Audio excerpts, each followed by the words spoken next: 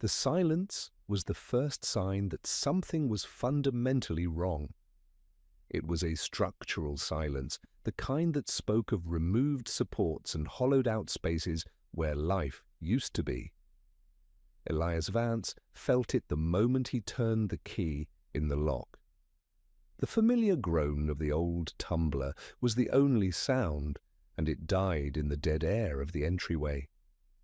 He was used to noise, to the low thrum of the television or the distant clatter of pans from the kitchen. He was used to the scent of Isabel's perfume, a floral arrangement that always seemed to hang in the air near the door, a lingering promise of her presence. Tonight, there was only the smell of dust and the cold, metallic scent of the keys in his hand. He stepped inside, his work boots heavy on the hardwood floor. The grit from the construction site, a fine powder of concrete and earth, fell from the laces and scattered like fine grey sand. He always took them off right away, a ritual of shedding the day's labour, before entering the sanctuary of his home, but tonight he didn't. He walked further into the living room, his gaze sweeping across the space. It was too neat. The throw pillows on the sofa were perfectly arranged. The magazines on the coffee table were squared into a neat stack. It was the tidiness of a space that has been vacated, not lived in. A cold dread, heavy and slow-moving as wet cement, began to fill his gut. There, on the polished surface of the kitchen counter, was the note. A single sheet of cream-coloured stationery, folded once. Next to it, catching the weak light from the window, sat her wedding ring and her engagement ring. They were placed with a jeweller's precision, a small, glittering monument to their annulled future. The rings were a final, cruel flourish. She hadn't just left. She had performed the act of leaving, curating it like a museum exhibit. His hands, calloused and mapped with the fine white lines of old scars, felt clumsy and huge as he reached for the paper. The texture of it was alien against his rough skin, too smooth, too delicate. He unfolded it. The handwriting was hers, a flawless and expensive-looking cursive that she had been so proud of, learned in some private school his own parents could never have afforded. It was brief, devoid of the emotion she so easily faked.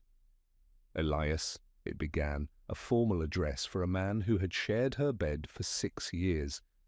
I've gone to stay with Julian for a while. It's better this way. I can't live like this anymore, waiting for a life that's never going to happen. He can give me what I need. I've packed my things. My lawyer will be in touch about the rest. There was no apology, no regret, just a sterile statement of fact. And then a postscript that felt like a deliberate twist of the knife. Maya's tuition is due next week. Don't forget. He read it again, and then a third time, the words blurring into meaningless shapes. Julian Croft. The developer, whose high-rise project he was currently working on, a man who moved through the world in tailored suits and an aura of effortless wealth. Elias had met him a few times, a brief handshake, a condescending nod. He remembered the way Julian's eyes had lingered on Isabel at the company holiday party, a look Elias had mistaken for polite interest. He had been a fool. The foundation of his life, the structure he had thought was built on solid ground, was a lie. It had been built on sand, and the tide had just come in. The mention of Maya was the true cruelty. His younger sister, only 19. He had been her legal guardian since their parents died in a car crash 3 years ago. She was his responsibility, his purpose, the load-bearing wall in the architecture of his life. Isabel had always treated Maya with a kind of benign neglect, a problem to be managed rather than a person to be loved. To use her now, to use the financial pressure of her education as a final parting shot, was a calculated act of violence. It was meant to cripple him, to ensure he understood his place in the world she was leaving behind, a man burdened, a man tied to obligations she was now free of. He walked through the house, a ghost in his own life. The closet in their bedroom was half empty, a void where her dresses and shoes used to be. The scent of her was stronger here, a phantom limb. On her side of the bed the sheets were stripped bare, the mattress exposed like a wound. He saw it all with the detached eye of a foreman inspecting a failed structure, assessing the damage, noting the points of catastrophic failure. The cracks had been there for a while, he realized. Her growing impatience with his long hours, her complaints about their small house, her constant comparisons to her wealthier friends. He had seen the hairline fractures, but had told himself they were just cosmetic, that the core was strong. He had been wrong. For the next few weeks he operated on a kind of numb autopilot. The world was muffled, as if he were underwater. He went to work. He swung a hammer, he poured concrete, he read blueprints. The physical labor was a mercy. It allowed him to turn his mind off, to focus on the simple, honest reality of steel and wood and stone. These were materials you could trust. They behaved according to predictable laws. They didn't lie. They didn't pack their things and leave a note on the counter. His boss, a gruff, older man named Mr. Henderson, watched him with a wary eye but said nothing. The other men on the crew gave him a wide berth, sensing the dangerous stillness that surrounded him.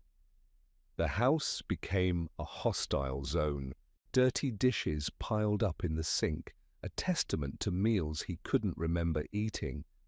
Dust gathered on the surfaces Isabel had kept so pristine.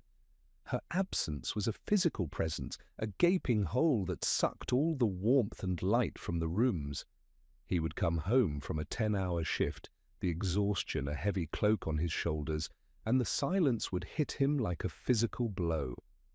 He started leaving the television on just for the noise, but the cheerful inanity of the programs felt like a mockery.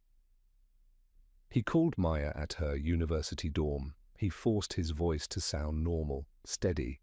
He asked about her classes, about her friends. He didn't tell her about Isabel, not yet.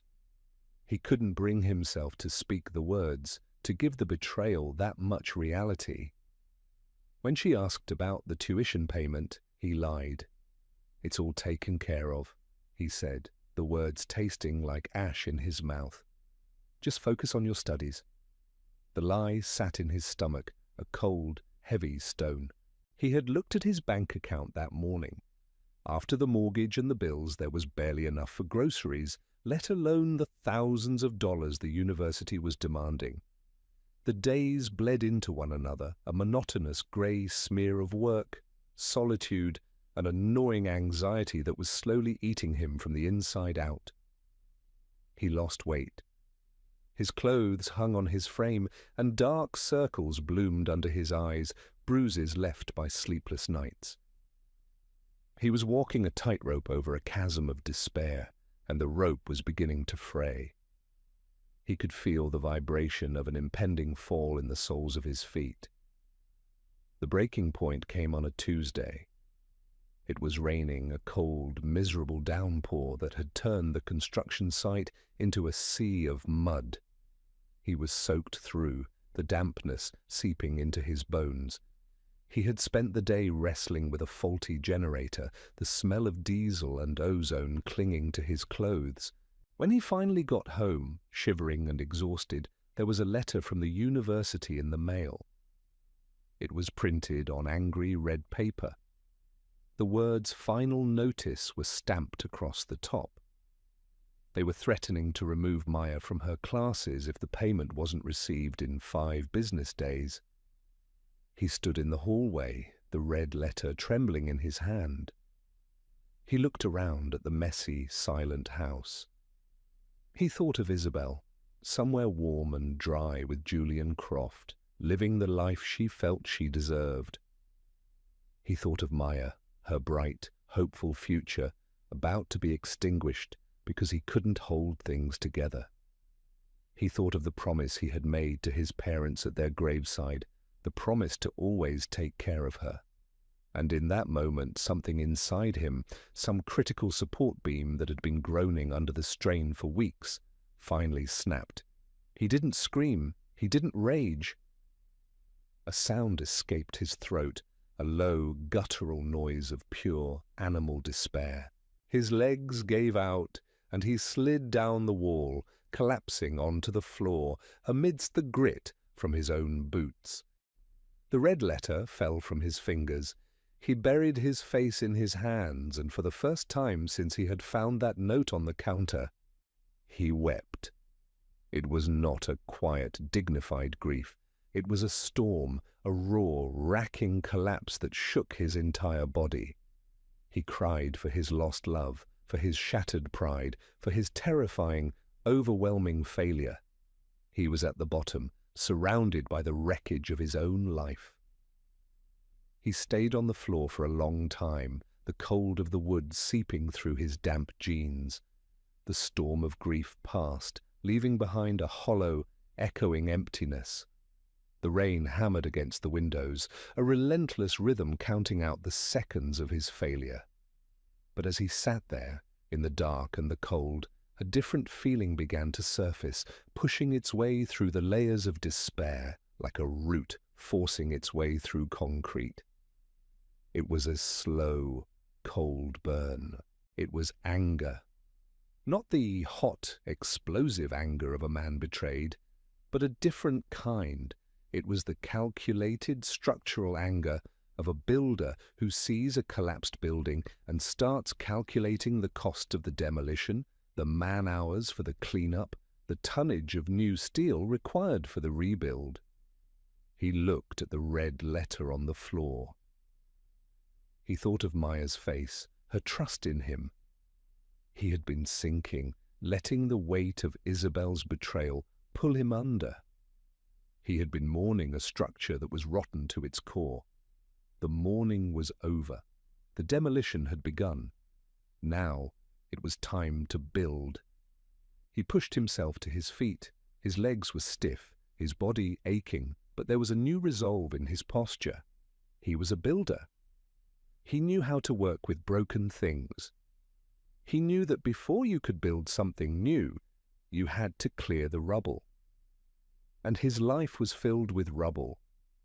The first step was concrete, and it was sacrificial. In the garage, under a dusty tarp, sat his father's old Ford pickup, a 1978 F-150, cherry red, painstakingly restored. It was the only thing of real value he had left from his parents, a tangible link to the man who had taught him how to swing a hammer and read a blueprint. The smell of the old leather seats, the familiar rumble of the V8 engine, it was his history. Selling it felt like cutting off a limb, but sentiment was a luxury he could no longer afford. Foundations were built on sacrifice, and this was the first stone he would lay. He spent the next morning cleaning the truck, polishing the chrome until it gleamed, vacuuming the interior. Each motion was deliberate, a farewell. He listed it online, pricing it to sell quickly. The calls started coming within the hour. A man came that afternoon, an older collector who ran a reverent hand over the hood and whistled in appreciation. They haggled for a few minutes, a ritual of commerce, and then they shook hands. Elias watched the man drive his father's truck down the street, the red taillights disappearing around the corner. He felt a sharp pang of loss, but it was quickly replaced by the cold, hard reality of the certified check in his hand. It was enough for Maya's tuition, with a little left over. It was a start. The next day, he walked into a bank and wired the money to the university. He felt a weight lift from his chest, the first clean breath he'd taken in weeks. That evening, he called Maya. When she answered, he could hear the relief in her voice before he even said a word. He told her a half-truth, that he had sold some old things he didn't need anymore. He promised her she would never have to worry about it again. And as he said the words, he knew he was making a new vow, not just to her, but to himself. He would not fail again. At work, the change in him was palpable. The numb autopilot was gone, replaced by a focused, relentless energy. He was the first on site and the last to leave. He took on extra shifts, volunteering for the grueling weekend work that everyone else avoided. He poured himself into the job, into the raw, physical logic of it. Mr. Henderson noticed. One afternoon, he found Elias in the site office, poring over the blueprints for the next phase of the Julian Croft Tower, the very building that stood as a monument to his humiliation. "You're looking at those like you want to burn them down, Vance," Henderson said, his voice a low rumble. "Just trying to find the flaws," Elias replied without looking up. Henderson grunted, a sound that could mean anything. He stood there for a moment, watching Elias trace the lines with a calloused finger. "There's a foreman position opening up on the Midtown project. More responsibility, more pay. It's yours if you want it."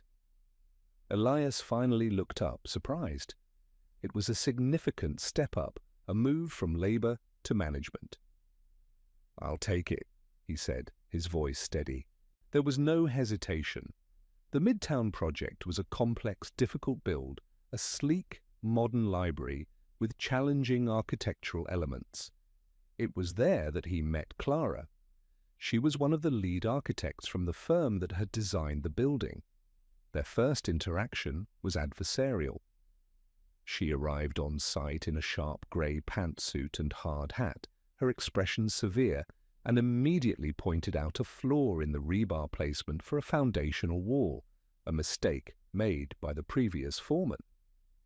"This is unacceptable," she said, her voice crisp and clear, cutting through the noise of the site.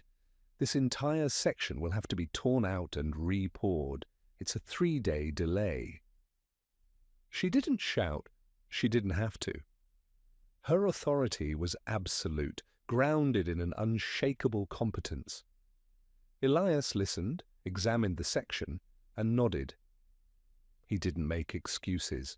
He didn't blame the crew. "You're right," he said. "It'll be done." He turned to his men and started giving orders, his voice calm and decisive. He saw a flicker of surprise in her eyes. She was used to arguments, to bluster, to foremen trying to cover their mistakes. She wasn't used to quiet, immediate accountability. Their relationship was forged in the crucible of that project. It was a partnership built on a shared language of stress loads, material tolerances, and the relentless pursuit of perfection. She was demanding, sharp-eyed, and brilliant. She saw that he wasn't just another foreman. She saw the way he read blueprints, not just as instructions, but as a story. He saw the way she could visualize a completed structure from a few lines on a page, the way she understood the soul of a building. They started having lunch together in the site trailer, hunched over blueprints, their conversation a technical shorthand of measurements and material specs.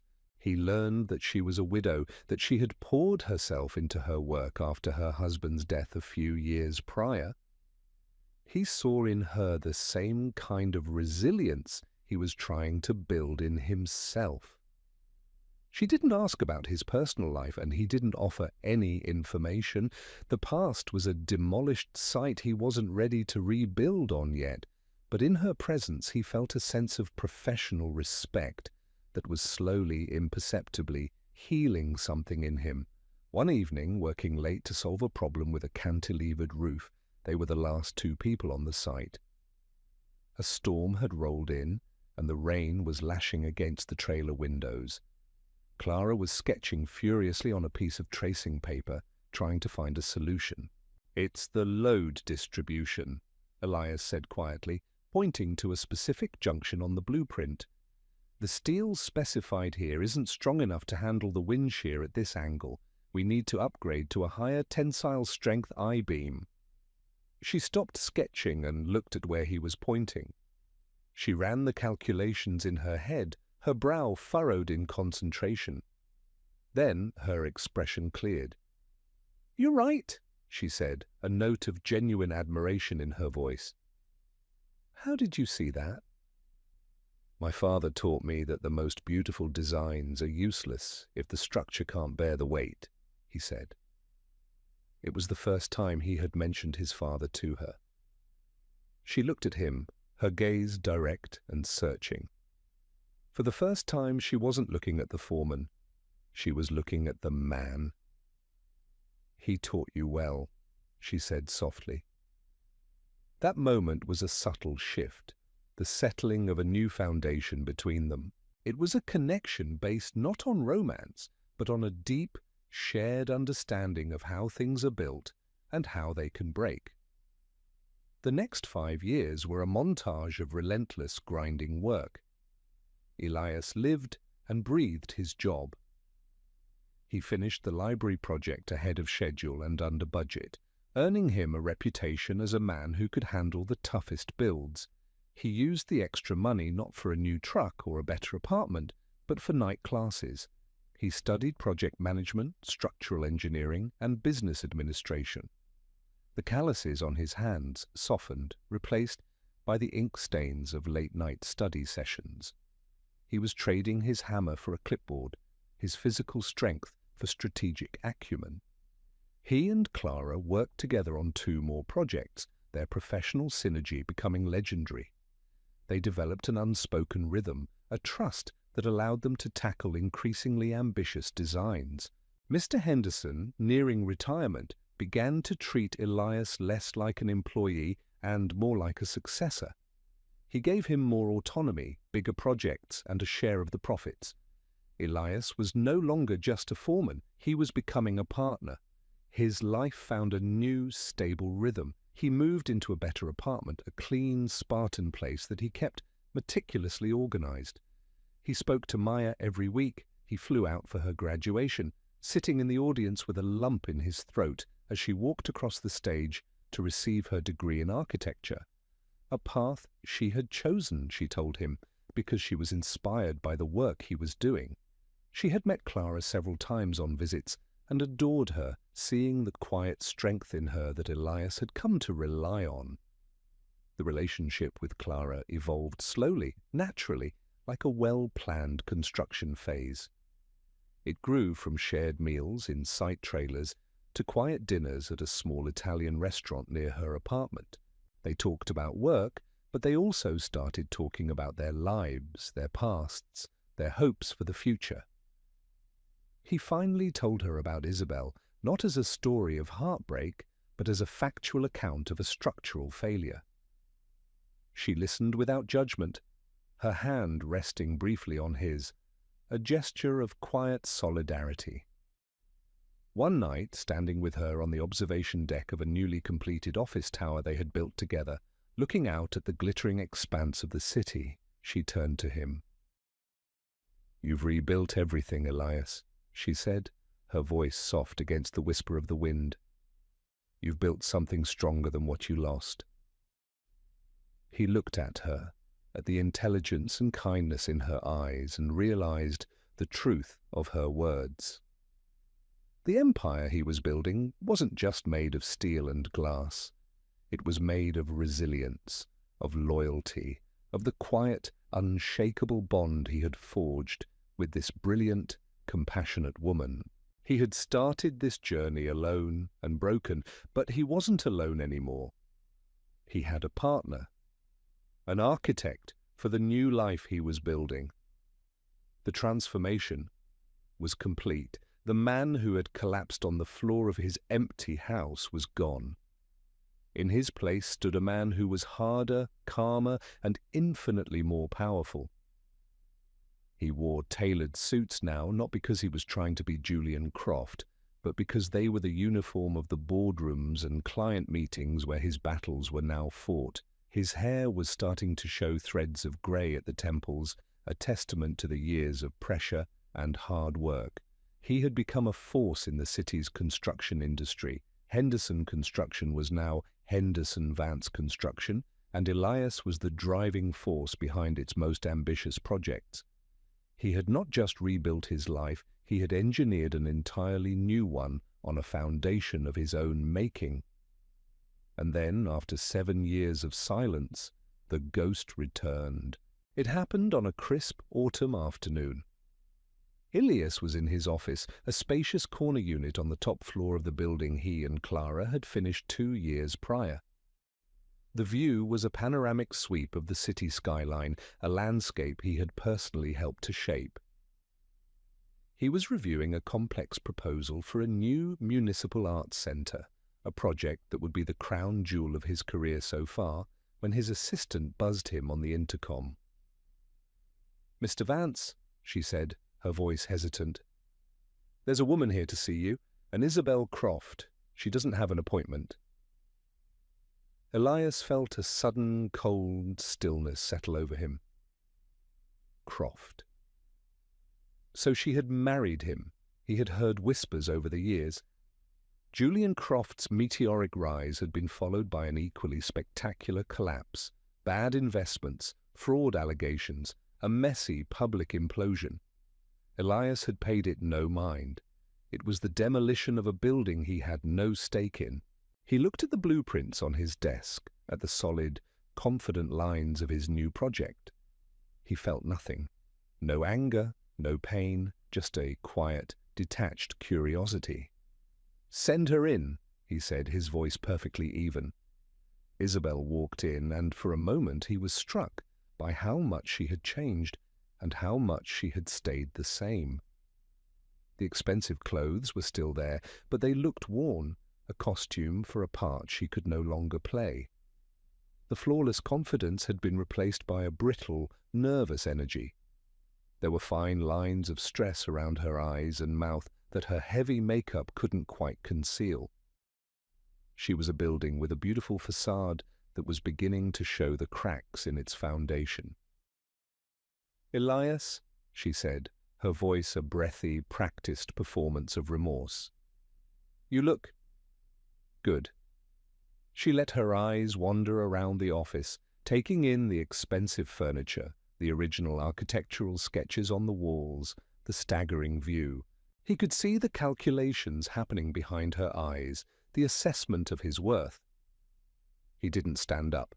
He simply gestured to the chair opposite his desk. "Isabel, this is a surprise."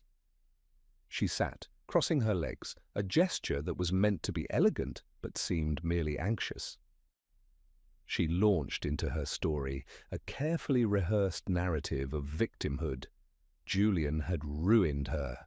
He had lied to her, cheated her, left her with nothing but a mountain of debt. She had been naive, foolish, blinded by his promises. She painted a picture of herself as a tragic figure, a woman who had made a terrible mistake and had suffered for it immensely. Elias listened patiently, his hands steepled on his desk. He said nothing, his silence an unnerving, empty space that she felt compelled to fill. She talked for 10 minutes straight, her voice growing more desperate as her monologue failed to elicit the pity she was so clearly seeking. "I have nowhere else to go, Elias," she finished, her eyes welling up with tears that he knew were as fake as the designer handbag in her lap. "I thought of you. I thought of what we had. It was real, wasn't it? Before I made my mistake." "What do you want, Isabel?" he asked, his voice calm and cold as steel. He cut through the performance, the emotional manipulation, and went straight to the structural point. Her mask of sorrow faltered for a second. I need help," she stammered. "Alone, maybe, just to get back on my feet." "No," he said. The word was not angry, it was not emotional, it was a simple, solid fact, a closed door, a finished wall. The tears vanished, replaced by a flash of the old, entitled anger he remembered so well. "No, just like that, after everything, after what I went through?" "What you went through was a consequence of a choice you made," he said, his voice still level. "I am not responsible for the consequences of your choices." She stood up, her face flushed. The performance was over. The negotiation had begun. "You owe me, Elias. I was your wife." "You were," he agreed. "We were married for 6 years. I gave you the best years of my life," she said, her voice rising. "And look at you now, this office, this company. I deserve a part of that. I was with you when you were nothing. I supported you." The absurdity of the claim was almost breathtaking. He remembered her constant complaints, her disdain for his work, her impatience with their life. She hadn't supported him. She had been a weight he had to carry. "You left," he stated simply. "You chose a different path." Seeing that her pleas and her indignation were having no effect, she played what she clearly thought was her trump card. Her expression shifted, becoming sly, cunning. "We never got a divorce, Elias," she said, her voice dropping to a conspiratorial whisper. "I checked. We are still legally married, which means that, under state law, half of all of this is mine." She smiled, a triumphant, predatory expression. It was the move of a desperate gambler pushing all her chips into the center of the table. She thought she had him trapped. She thought she had found a legal loophole, a flaw in his design that she could exploit to bring the whole structure crashing down. She was mistaking his silence for weakness, just as she always had. She had no idea that he had been preparing for this moment, or some version of it, for 7 years. Elias didn't react. He didn't raise his voice. He didn't show any anger or fear. He simply leaned back in his chair, his gaze steady and unwavering. He looked at this woman, this ghost from a past he had long since buried, and felt a profound sense of peace. He had spent years building his defenses not out of fear, but out of prudence. A good builder always prepares for the worst-case scenario, for the 100-year storm. And the storm had finally arrived. "You're right," he said, his voice quiet, but carrying the weight of absolute authority. "We were still married. Your lawyer, Julian's lawyer, I suppose, was quite good at filing extensions, delaying proceedings, letting things get lost in the system. It was a strategy, I assume, to keep your assets shielded from me in the unlikely event I pursued a claim back then. A claim, of course, I had neither the money nor the inclination to make." Isabel's triumphant smile faltered slightly. This was not the panicked reaction she had expected. He was supposed to be yelling, threatening, negotiating. Instead, he was calmly dissecting her legal strategy. "But what you and your high-priced lawyers failed to account for," Elias continued, his tone as methodical as if he were explaining a blueprint, "is that I am a builder. I believe in solid foundations. I don't leave things to chance. About 4 years ago, when Henderson Vance Construction was formally incorporated, my own legal team did a full review of my personal and professional standing. Your name, naturally, came up." He swiveled his chair slightly and picked up a single, slim file from a locked drawer in his credenza. He placed it on the desk between them. It was cool and official-looking. "My lawyers sent notices of intent to finalize the dissolution of our marriage. They were sent to your last known legal address, the penthouse you shared with Julian Croft. There was no response. After the legally mandated waiting period, we filed for a default judgment.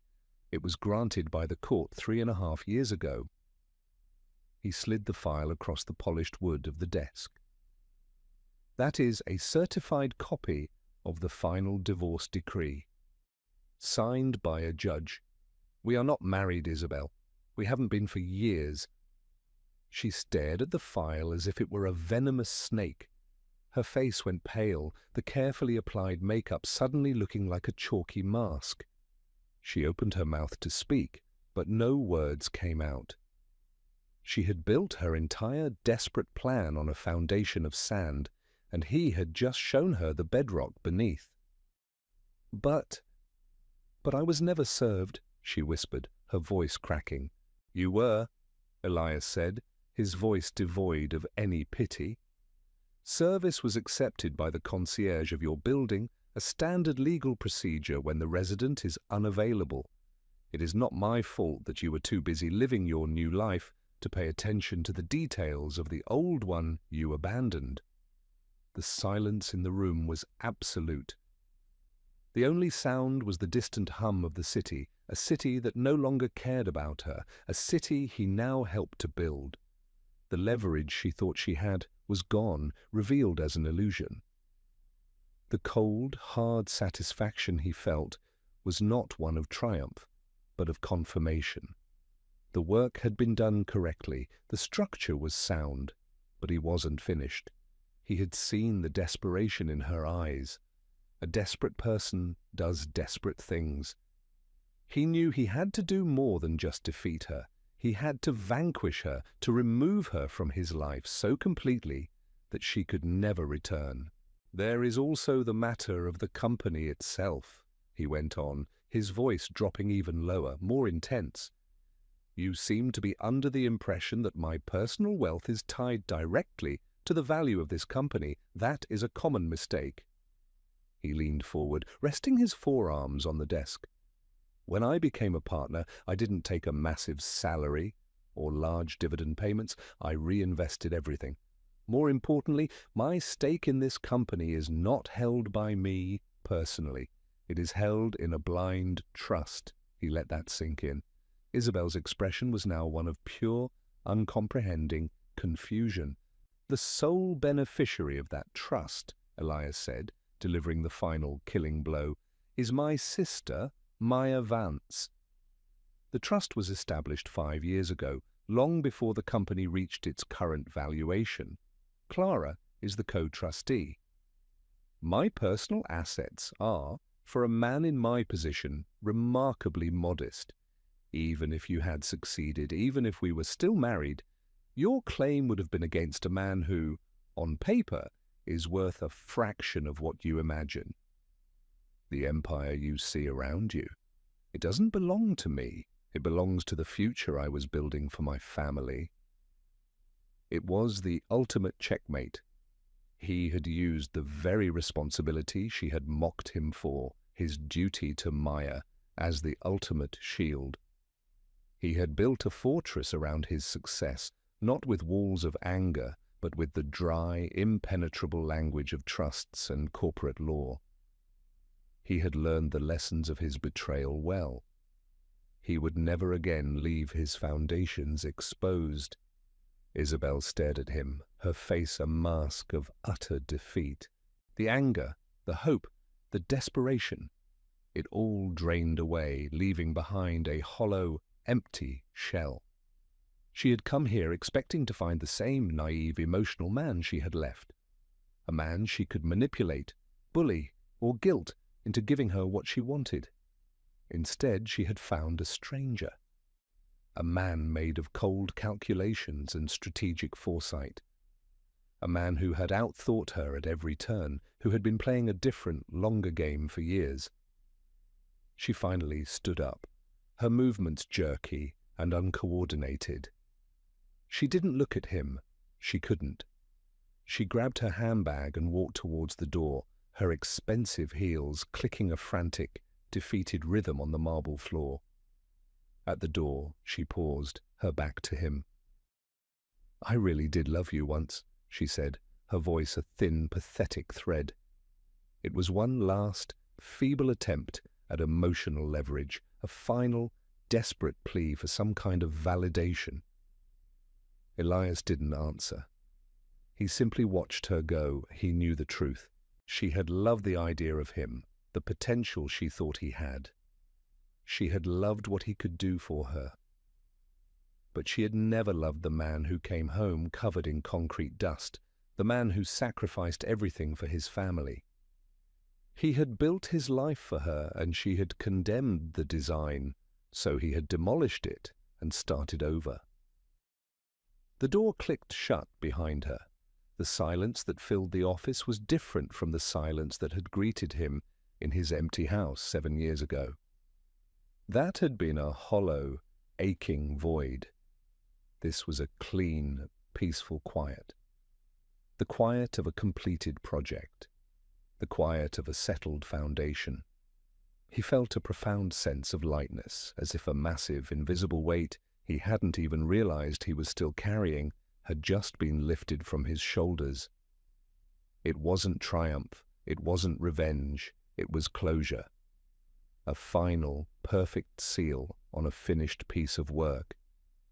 He swiveled his chair back to face the window, looking out at the city he loved. His city. The ghost was gone. The past was finally, completely buried. He picked up the phone and buzzed his assistant. "Could you ask Clara to come in when she has a moment?" A few minutes later, Clara entered, a roll of blueprints under her arm. She had a questioning look on her face. "Everything okay?" "My assistant said you had a visitor." He stood up and walked around the desk, meeting her in the middle of the room. He took her free hand in his. "Everything is perfect," he said, and the truth of the statement resonated deep in his bones. An old debt was just paid in full.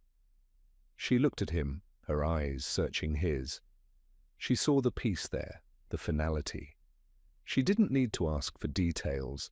She simply squeezed his hand, a gesture of complete trust and understanding.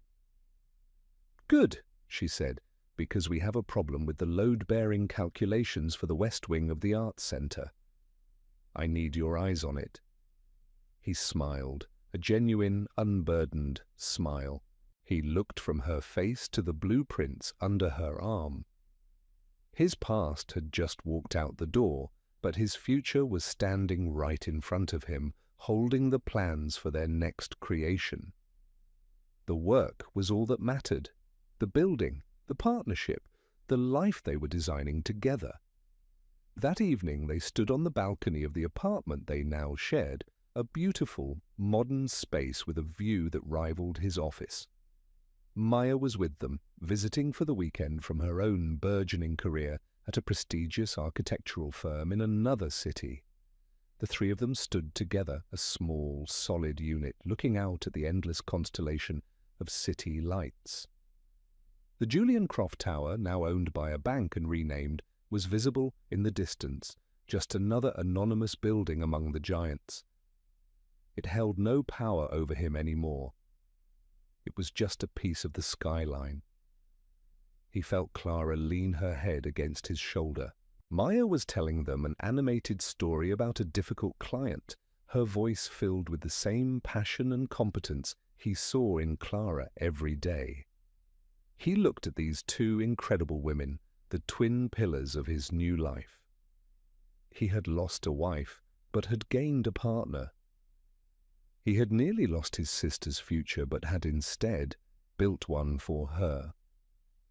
The empire he had built wasn't the company, the money, or the buildings that scraped the sky. It was this quiet moment on a balcony, this unshakable foundation of love, loyalty, and mutual respect.